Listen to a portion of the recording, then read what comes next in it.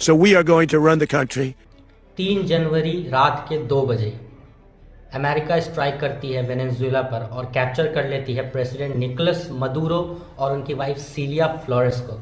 एक special operation code name absolute resolve चलाया जाता है, जिसमें 150 एयरक्राफ्ट इन्वॉल्व होते हैं, including F-35, F-22 and B-1 bomber. यहाँ पूरी ऑपरेशन महज 2 घंटे 20 मिनट में कंप्लीट की जाती है।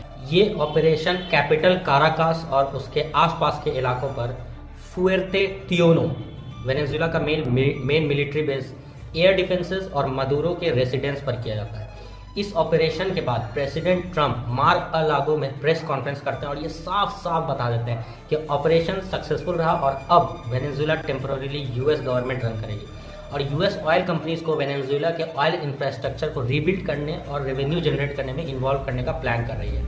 देखिए, हम सबको पता है कि अमेरिका को सिर्फ एक मौका चाहिए किसी भी कंट्री पर अटैक करने और उसको एक्सप्लॉइट करने के लिए। वेनेजुएला के बर्बादी का कारण खुद वेनेजुएला के खराब इकोनॉमिकल और पॉलिटिकल डिसीजंस भी थे।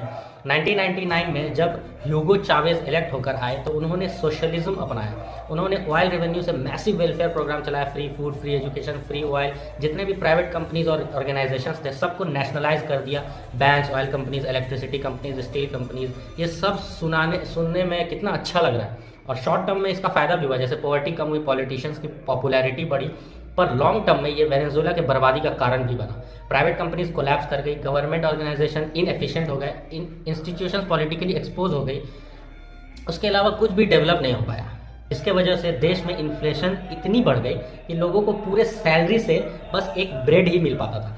फिर 2013 में चावेज की डेथ होती है और पावर में आते हैं निकोलस मदुरो।